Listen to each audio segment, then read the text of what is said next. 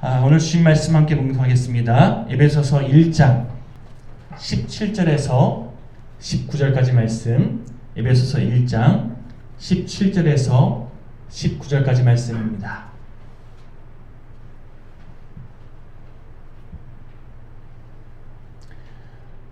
저는 다음 주 목요일 9월 15일 진행되는 여성교회 기도회인 거죠. 뭐 개색회가 아니라, 다음 주 목요일 9월 15일 날 여성교회 기도회가 저희 교회에서 진행됩니다. 혹시 11시에 10시요? 10시에 혹시 시간 되시는 분들은 함께 하셔서 나라와 민족을 위해서 또 이 지역을 위해서 교회를 위해서 함께 기도할 때 함께 기도로 동참하는 그런 귀한 시간 되었으면 좋겠습니다. 다음 주 목요일 날 10시 이 지역 여성교회 연합기도회가 있습니다. 자, 우리 함께 에베소서 1장 17절에서 19절 말씀 함께 봉독하겠습니다. 우리 주 예수 그리스도의 하나님 영광의 아버지께서 지혜와 계시의 영을 너에게 주사 하나님을 알게 하시고 너희 마음의 눈을 밝히사 그의 부르심의 소망이 무엇이며 성도 안에서 그 기업의 영광의 풍성함이 무엇이며 19절입니다. 그의 힘의 위력으로 역사하심을 따라 믿는 우리에게 베푸신 능력의 지극히 크심이 어떠한 것을 너희로 알게 하시기를 구하노라. 아멘. 월트 디즈니랜드 아시죠? 미국 플로리다주에 있는 올랜드 지역에 가면 세계에서 가장 큰, 쉽게 말해서 테마파크로는 세계 최대 규모인 월트 디즈니 월드가 그렇게 있는데요. 이게 디즈니랜드의 두 번째 만들어진 놀이동산이라고 하더라고요. 그런데 이 월트 디즈니랜드 올랜드 지역에 있는 가장 큰 규모의 테마파크, 여기를 기획하고 건설을 지시한 월트 디즈니라는 그 디즈니사의 창업자죠. 이분이 이 올랜드 지역에 있는 월트 디즈니랜드, 여기가 다 개장되기 전에 5년 전이죠. 이미 돌아가셨어요. 그래서 그 개장하는 모습을 보지 못했다는 거예요. 개장을 지시했는데 다 개장되는 거 못 보고 그렇게 죽음을 맞이한 거죠. 때문에 1971년도에 개장식을 하면서 직원 한 명이 월트 디즈니의 부인이었던 린디 디즈니 씨에게 이렇게, 쉽게 말하면 뭐 아쉬움과 또 디즈니 씨를 다시금 회상하면서 이런 말을 했던 것 같아요. 아유, 디즈니 씨가 이 장면을 보았더라면 그 얼마나 큰 규모, 제가 알고 있기로는 며칠 동안 그렇게 거기서 즐겨도 다 못 즐긴다는 그 정도 규모니까요. 어떤 사람은 디즈니랜드에 가서 놀아보는 게 평생 소원이다, 뭐 이런 얘기할 정도로 아주 큰 규모라고 하는데 저는 안 가봐서 모르겠습니다. 어쨌든 그렇게 아주 큰 세계 최대 규모의 놀이동산을 개장하면서 이 장면을 봤으면 얼마나 좋아했을까요? 라고 부인에게 이야기하니까요, 린디 디즈니 씨가 이렇게 의미심장하게 대답하더라는 겁니다. 그이는 이 모습을 벌써 보았습니다. 그래서 이곳에 이 디즈니랜드가 건립된 거지요. 여러분, 참 인상적인 말 아닙니까? 평범한 사람은 건물이 다 지어져야지만, 즉 눈에 보여야지만 그제서야 반응하기 마련인데, 여러분, 통찰력이 있는 사람은요, 건물이 세워지기 전에 이미 빈터에서 다 완성된 모습을 보고 먼저 움직일 줄 안다는 겁니다. 비슷한 맥락의 이야기를 하나 더 들려드릴까 합니다. 여러분, 알래스카가 어느 나라 땅이죠? 미국의 땅이라고 알고 있는데, 알래스카가 어디에 붙어 있죠? 러시아 땅에 붙어 있습니다. 원래는 러시아 땅이었거든요. 그런데 거의 매 순간 눈과 얼음으로 뒤덮여 있는 그 불모지, 러시아에서는요, 그 땅은 정말 사람도 못 살고 쓸모없는 땅이라고 그렇게 여기면서 정말 그 땅을 어떻게 처분하지 맨날 그렇게 생각했는데, 때마침 미국에서 그 땅을 사겠다고 한 거예요.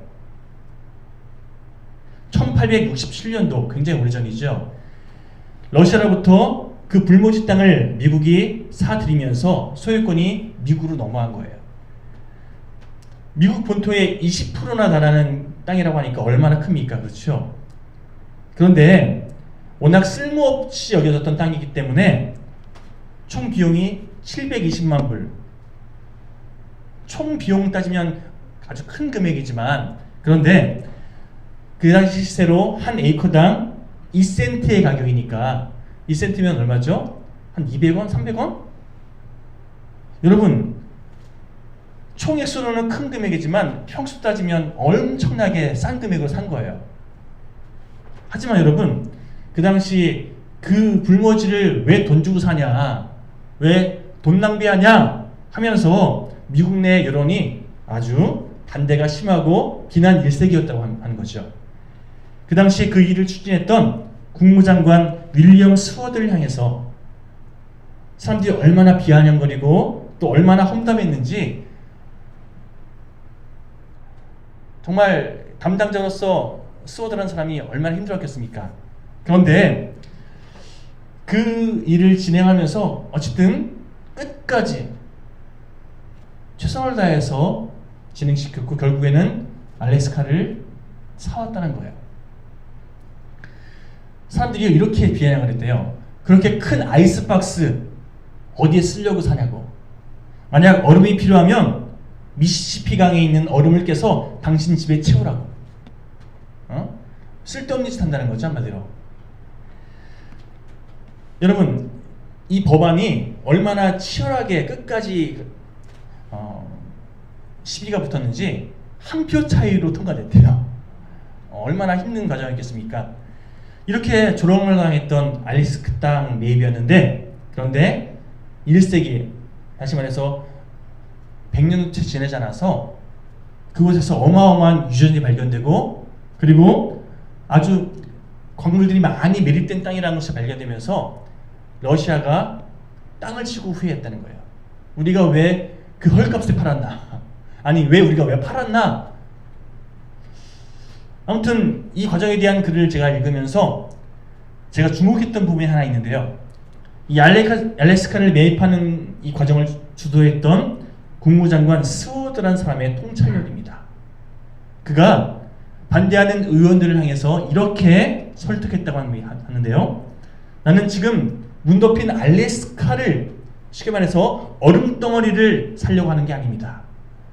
저는 그 안에 무한한 보고가 감춰 있다는 것을 믿고 그것을 기대하며 사자고 하는 겁니다. 저는 지금 우리 세대를 위해서 이 땅을 사자고 하는 것이 아니라 우리 다음 세대를 위해서 그 땅을 사자고 요청하는 것입니다. 지금 우리 기술력으로는 그 땅에 있는 자원 캘 수 있는 그런 힘이 없지만 나중에는 그 땅에 있는 자원들을 계속해서 우리가 활용할 수 있을 테니 그걸 기대하면서 그걸 바라보면서 사자고 하는 거예요. 이렇게 주장했다는 겁니다. 그리고 그의 그 통찰력으로 말미암아 지금 미국이요 알래스카에서 얻는 여러 가지 혜택이 참 많다는 거죠. 여러분, 저는 요즘 이런 기도를 하고 있습니다. 하나님, 저에게 통찰력을 주십시오. 눈앞의 현상에 연연하는, 당장 눈앞에 있는 것에 좌지우지되는 그런 목회자가 아니라 현상 너머에서 모든 것을 주관하고 계시는 하나님의 일하심을 분별할 수 있는 영적인 리더십이 될 수 있도록 주여 도와주시옵소서. 주여, 다음 세대까지 아우를 수 있는 통찰력을 가진 하나님의 종이 될 수 있도록 주여 도와주시옵소서. 더불어서 제가 저를 위해서만 기도하는 게 아니라 우리 교회에 출석하는 가장들을 위해서, 그리고 앞으로 우리 교회에 출석하게 될 가장들을 위해서 이렇게 기도할 겁니다. 하나님, 각 가정의 영적 리더십이 되는 가장들을 위해서 기도합니다. 자녀들에게 어떤 길을 인도해야 할지 아버지 믿음으로 분별하는 가장들 되게 하시고, 하나님의 마음으로 하나님의 시각으로 올바른 길을 제시할 수 있는 통찰력 있는 부모로 서 있게 하여 주옵소서. 하나님, 가장들의 삶을 통해서 자녀들에게 또한 가족들에게 그리스도인의 참된 본을 보일 수 있는 그 가정의 축복의 통로가 될 수 있도록 하나님, 하나님의 뜻을 이루어드리는 가정을 이루고 가는 그런 가장이 될 수 있도록 주여 그들의 삶을 붙잡아 주시옵소서. 그런 맥락에서 여러분 우리 서로를 바라보면서 이렇게 축복했으면 좋겠습니다. 우리 옆에 계신 분의 이름을 불러가면서, 옆에 아무도 없으면 뒤에 계신 분, 자 우리 여기 권사님, 권영 권사님은 세 명 있죠. 예, 서로 이름 불러가면서 이렇게 하나님 누구누구에게 이름 불러가는 거예요. 누구누구에게 영적인 통찰력을 주시옵소서. 한번 이름 불러가면서 한번 선포해볼까? 시작. 아멘. 영적인 통찰력을 우리가 서로에게 중보하고 축복하며 그렇게 살아가는 복된 인생 되기를 축복합니다.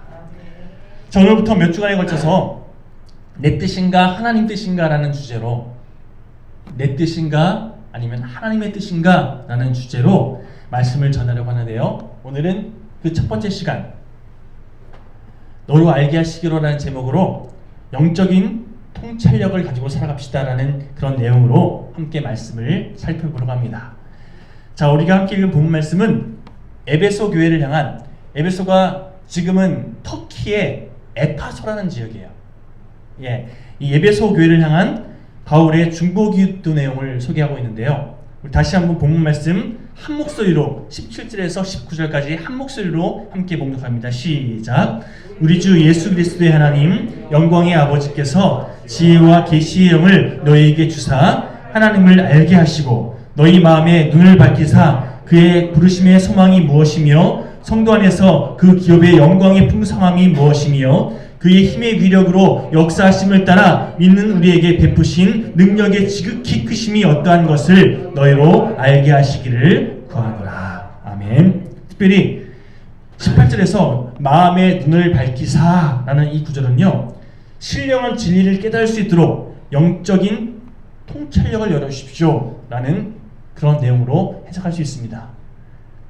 한마디로 비록 보이지 않아도 내 삶을 인도하고 계시는, 내 삶을 주관하고 계시는, 내 안에서 내주하시고 은혜를 허락하고 계시는 성령 하나님의 그 은혜를 우리가 붙잡고 의지하면요, 하나님께서 영적인 통찰력으로 하나님을 바로 보게 하시고 하나님의 심정을 헤아릴 수 있게 하시고 무엇보다 이 시대와 민족을 향한 하나님의 뜻이 무엇인지 분별할 수 있도록 우리에게 바른 눈을 허락하신다는 겁니다.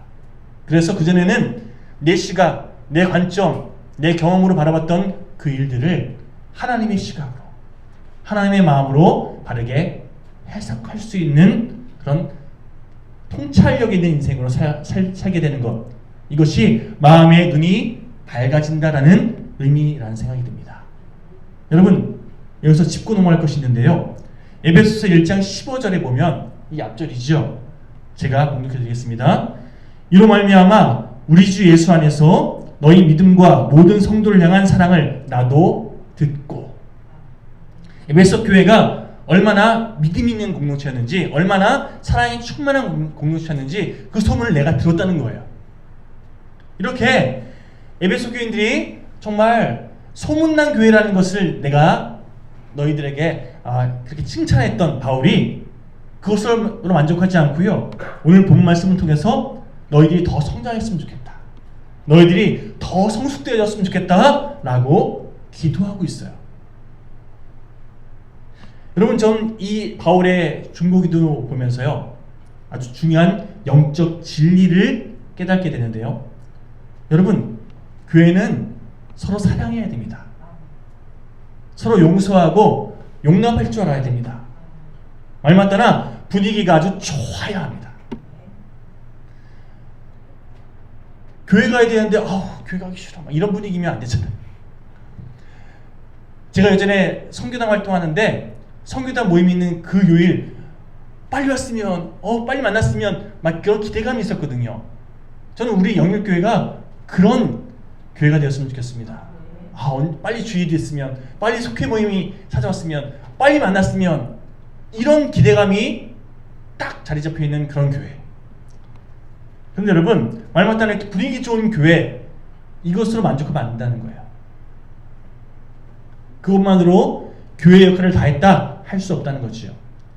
오늘 본 말씀 통해서 사도 바울이 권면합니다. 교회는 은혜와 진리의 성령님께서 역사하시는 교회가 되어야 된다고. 그래서 그 교회에 출석하는 모든 성도들이 눈이 띄어지고 띄어진 그 눈이 점점 밝아지는, 한마디로 일하시는 하나님을 보게 되고 그 일하시는 하나님을 더 많이 경험하게 되는 그런 성령 충만한 공동체가 되어야 된다고. 여러분, 우리 영일교회는요, 제가 1년 동안 경험해 본 바에 의하면 좋은 교회예요. 대답이 없으시네. 아멘이십니까? 네, 우리 교회는요 좋은 교회예요. 그런데 그냥 좋은 교회에 만족하는 것이 아니라 짐 콜린스라는 사람이 이렇게 말했습니다. Good to great. 좋은 것을 넘어서서 위대한 것을 향해 나가라고. 여러분, 좋은 것에 안주하면요 위대한 것을 향해 나가지 못해요. 우리가 지금이 좋사오니 여기가 좋사오니 하고 있으면 그냥 그런 모습으로 끝나지만, 하나님께서 활약하실 일 기대하면서 위대한 하나님의 도구로 쓰임받기를 소망하며 나가면 하나님께서 그렇게 우리를 사용하실 줄 믿습니다. 더 성장하고 더 귀하게 쓰임받는 우리 영일교회가 되기 위해서 기도함으로 매 순간 하나님의 일하심을 기대하는 우리 모두가 되길 소망합니다. 여러분, 성경에 보면 하나님을 믿고 있음에도 불구하고 하나님의 시선으로 세상을 바라보지 못해서 결국 망한 인생이 되고만 인생들 참 많이 소개합니다. 대표적인 예가 아브라함의 조카였던 롯이라는 사람이죠. 이 롯에 대해서 우리 예전에 다뤘던 그런 시간이 있었는데 다시 한번 살펴볼까요? 우리 창세기 13장 8절에서 10절 가운데 먼저 8절 9절 제가 봉독해 드리겠습니다.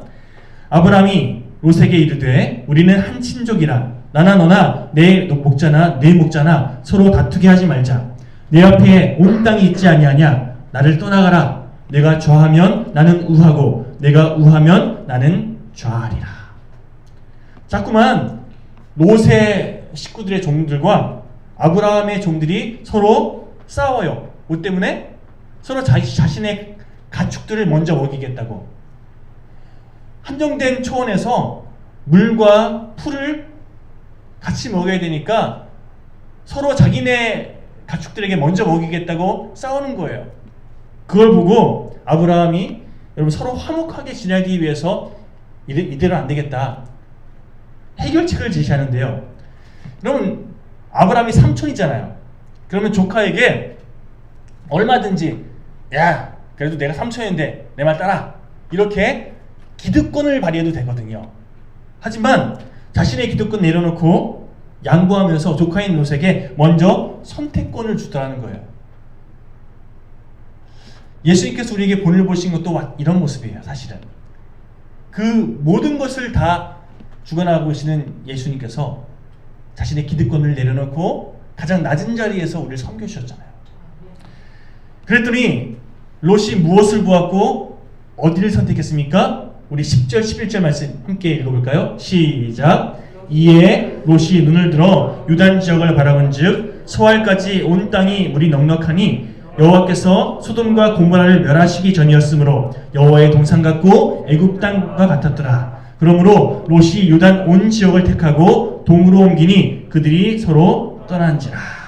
롯은요 자기의 시선으로 보기에 세상적인 기준으로 보기에 화려해 보이는 곳을 향해 나갔다는 거예요.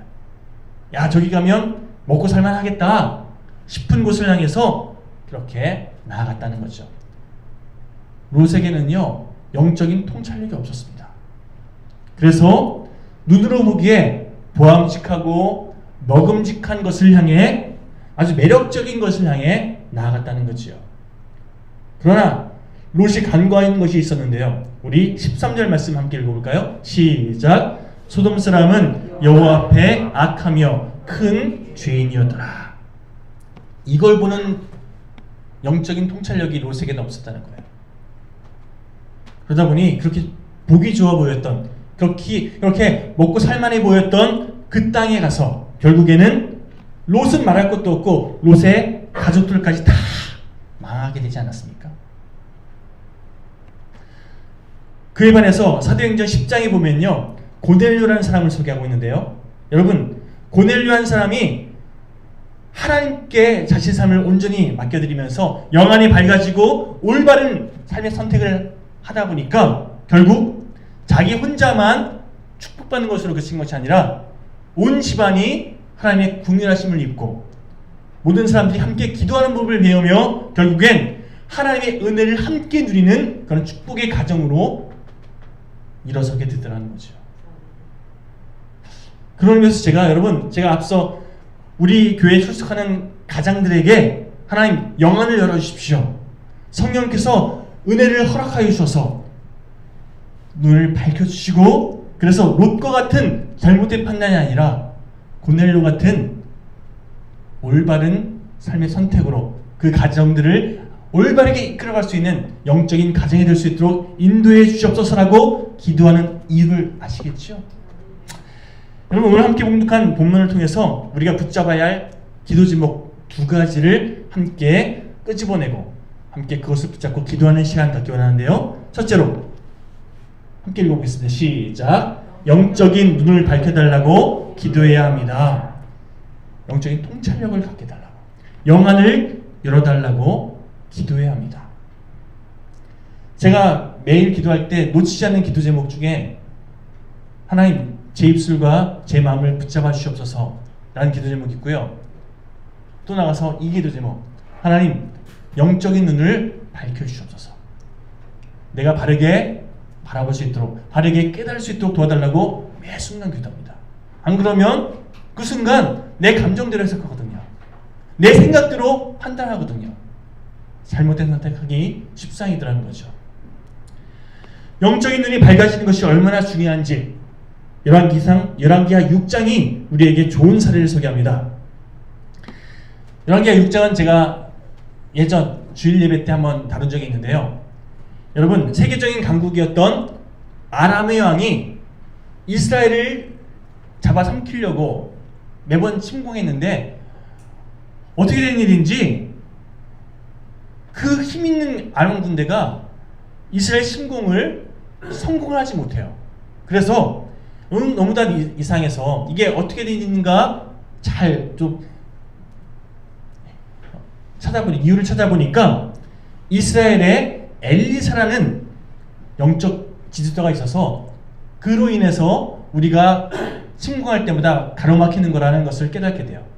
그래서 아람 왕이 엘리사를 잡아들이기 위해서 수많은 어마어마한 군대를 엘리사가 있는 도단성으로 보내서 도단성을 에워싸버립니다.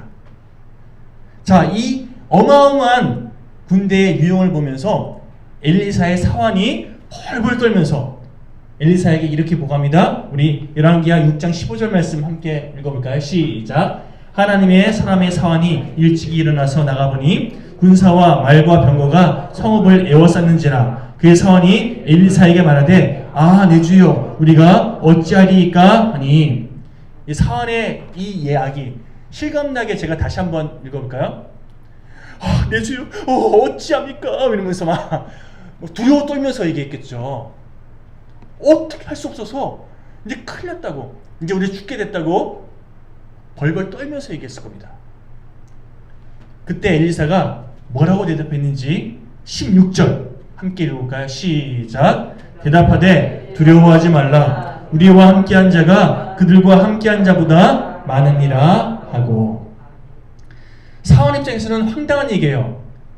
자신들을 둘러싼 어마어마한 아람 군대만 보이는데 그들보다 더 많은 군대가 오히려 아람 군대를 에워싸고 있다라고 말씀하고 계시니 이게 무슨 얘기예요, 그렇죠? 아무리 눈 씻고 바라봐도 아람 군대밖에 보이지 않는데 두려워하지 말라니 이 말이 안 되는 거잖아요. 그런데 사울이 보지 못하는 것을 볼 수 있도록, 다시 말해서 영안을 뜰 수 있도록 엘리사가 사원을 위해서 기도해 줍니다. 결국 사원이 엘리사의 기도를 통해서 영안이 열리고 결국 두려움으로부터 해방되는 이 과정을 겪게 되는데요. 자, 17절 말씀입니다. 시작. 기도하여 이르되 여호와여, 원하건대 그의 눈을 열어서 보게 하옵소서 하니 여호와께서 그 청년의 눈을 여심해 그가 보니 불말과 불병거가 산에 가득하여 엘리사를 둘렀더라. 육안으로 볼 수 없는 그 하나님의 놀라운 역사하심을, 여러분, 나만 보고 나만 담대하게 있는 것을 그치는 것이 아니라 다른 사람도 볼 수 있도록 돕는 자가 되어야 된다는 겁니다. 여러분, 우리가 이렇게 살아가야 된다는 거죠. 우리가 이런 기도 제목 붙잡고 하나님께 매달려야 되는 겁니다. 하나님, 눈을 열어서 보게 하여 주옵소서. 내 눈을 열어주시옵소서. 주님의 일하심을 날마다 목도하는 복된 인생을 될 수 있도록 도와주시옵소서. 더불어서 나만 보고 끝나는 것이 아니라 다른 사람들 볼 수 있도록 중보하는 그런 기도가 우리의 삶이 되어야 할 줄 믿습니다. 하나님, 내 자녀가 볼 수 있도록 도와주십시오. 내 남편이 볼 수 있도록 주여 도와주옵소서. 내 주변에 많은 사람들이 하나님의 일하심을 깨달을 수 있도록 주여 도와주옵소서. 엘리사와 같이 기도해야 된다는 거예요. 엘리사가 사울을 향해 취한 행동, 너 왜 이렇게 호들갑 떠냐고, 너 저게 안 보이냐고 하면서 핀잔을 주거나 야단치지 않았습니다. 다만 그를 위해서 하나님께 기도했다는 거예요. 이게 중요하다는 겁니다. 여러분, 나와 생각이 다르면, 나와 뜻이 다르면, 나와 보는 관점이 다르면, 우리들은 나와 지역색이 다르고 혈연이 다르고 뭔가 나와 좀 다르면 왜 그렇게 상대방을 잡아먹지 못해서 안다는지 모르겠어요. 이런 현실을 살고 있는 우리들에게 오늘 함께 묵상하는 말씀을 통해서 주님께서 말씀하십니다. 나와 다른 사람, 나와 수준이 다르고 나와 생각이 다르고 나와 입장이 다른 그런 사람들 내 감정으로 대하지 말고 그를 위해서 오히려 기도해줘라. 여러분, 이것이 그리스도인의 하나님께서 우리에게 원하시는 참된 삶의 모습인 줄 믿습니다. 간절히 말하는 것은 우리 영일교회가 내 주장이 옳다고 너 주장이 틀리다고 이렇게 다툼하는 그런 모습은 전혀 없고, 오히려 생각이 달라도 뜻이 달라도 나와 수준이 달라도 엘리사처럼 오히려 기도해 줄 줄 아는, 그리고 함께 볼 수 있도록 도와줄 줄 아는 그런 복된 교회가 되기를 간절히 축원드립니다. 그런가 하면 두 번째로, 자, 우리 함께 붙잡아야 할 기도 제목 시작. 올바른 시선으로 살아갈 수 있도록 도와달라고 기도해야 합니다. 올바른 시선으로 살아갈 수 있도록. 자, 창세기 3장 6절에 7절 말씀을 좀 찾아볼 텐데요. 자, 아담과 하와 이야기예요. 자, 함께 읽어보겠습니다. 시작. 여자가 그 나무를 본즉 먹음직도 하고 보암직도 하고 지롭게 할 만큼 탐스럽기도 한 나무인지라. 여자가 그 열매를 따먹고 자기와 함께 있는 남편에게도 주매 그도 먹은지라. 이에 그들의 눈이 밝아져 자기들이 벗은 줄을 알고 무화과 나무 잎을 엮어 치마로 삼았더라. 자, 이 본문에서요, 그들의 눈이 밝아져라는 이 구절이 참 중요해요. 성령의 역사심으로 인해서 성령님께 순종함으로 눈이 밝아지는 경우도 있지만, 이렇게 사단의 계략에 휘말려서 눈이 밝아질 수도 있다는 거예요. 그래, 눈이 밝아지는 게 중요한 게 아니라 내가 어떠한 일하심에 반응해서 내 눈이 밝아졌는지, 이게 중요한 거 아니겠습니까? 지혜와 계시의 성령님께서 우리의 눈을 밝게 해주시면 우리의 시선이 달라지게 되어 있습니다. 그 결과 우리를 괴롭히는 악한 세력, 여러 가지 고난과 어려움이 있어도요, 우리는요 절망하지 않을 수 있어요. 왜냐? 하나님의 영광을 볼 수 있고 하나님의 일하심을 볼 수 있고, 그래서 하나님께서 내 삶을 책임심을 믿기에 감사와 기쁨으로 반응하게 되어 있다는 겁니다. 부정적인 시선이 긍정적인 태도로 바뀌게 되어 있다는 거예요.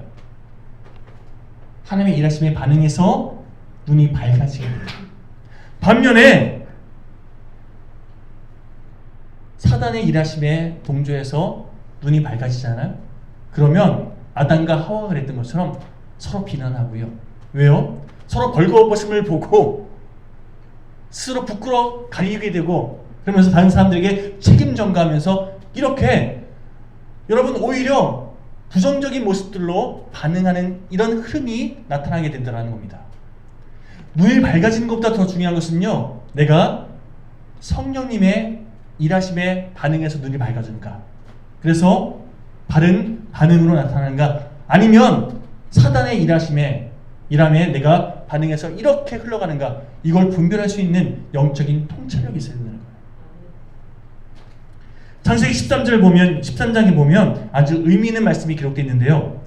창세기 13장 14절, 아까 우리가 함께 살펴봤던 롯의 가정과 아브라함의 가정이 서로 다투어서 그것에 대한 해결책을 제시한 이후에, 자, 그 다음에 한번 읽어볼까요? 창세기 13장 14절입니다. 시작. 롯이 아브라함을 떠난 후에 여호와께서 아브라함에게 이르시되 너는 눈을 들어 너 있는 곳에서 북쪽과 남쪽 그리고 동쪽과 서쪽을 바라보라.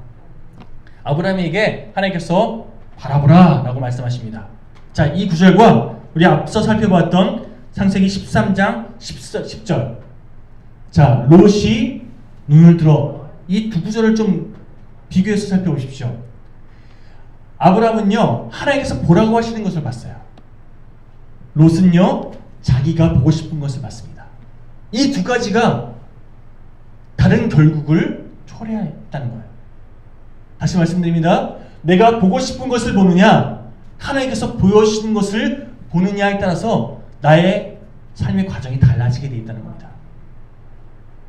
롯은요, 탐욕적인 인간의 눈으로 자기가 원하는 것을 바라보면에, 아브라함은 하나님께서 보라고 말씀하신 곳을 영의 눈으로 바라봤습니다. 여러분, 성령에 의해서 띄어진 눈은요, 하나님께서 보라고 명하시는 곳을 바라봅니다.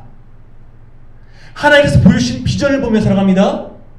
하나님의 시선으로 세상을 바르게 분별하며 살아갑니다. 반면에 자기 탐욕, 자기 의를 붙잡고 세상을 바라보는 사람들은요, 사단이 걸려 넘어지게끔 덫을 놓은 것을, 그것이 마치 낚시해 보셨죠? 미끼라는 거 아시죠? 물고기 입장에서는 미끼가 보암직하고 먹음직해 보이는 것이지만 그것을 덥석 물면 어떻게 되죠? 죽는 거예요. 마찬가지로 사단이 걸려 넘어지게끔 펼쳐놓은 그 덫을 보면서 이곳이 좋사오니 하면서 그냥 냉큼 달려가더라는 겁니다. 그리고 결국 망하는 결국을 향해 치닫게 되더라는 거죠. 말씀을 이렇게 정리하겠습니다. 여러분들이 무엇 때문에 힘들고 무엇 때문에 어려움에 빠져 있는지, 무엇 때문에 마음이 상해 있는지 저는 자세히 알지 못합니다. 그러나 지혜와 계시의 성령의 도우심으로 우리가 눈을 뜬 인생이 된다면 우리를 뒤흔드는 그런 여러 가지 아픔과 상처, 오히려 하나님의 품어주심으로 다 회복되어지고, 하나님 뜻 안에서 다만 두려움과 걱정이 아니라 감사와 기쁨으로 우리의 삶을 하나님께 기쁘게 올려드릴 수 있는 복된 삶을 살아가게 되는 줄 확신합니다. 그러면서 오늘은요, 이 찬양을 함께 고백하시면서 우리 선포되어진 말씀을 다시금 정리하시고 결단함으로 하나님께 우리의 삶을 올려드렸으면 좋겠습니다. 자, 이 찬양 함께 고백하실까요?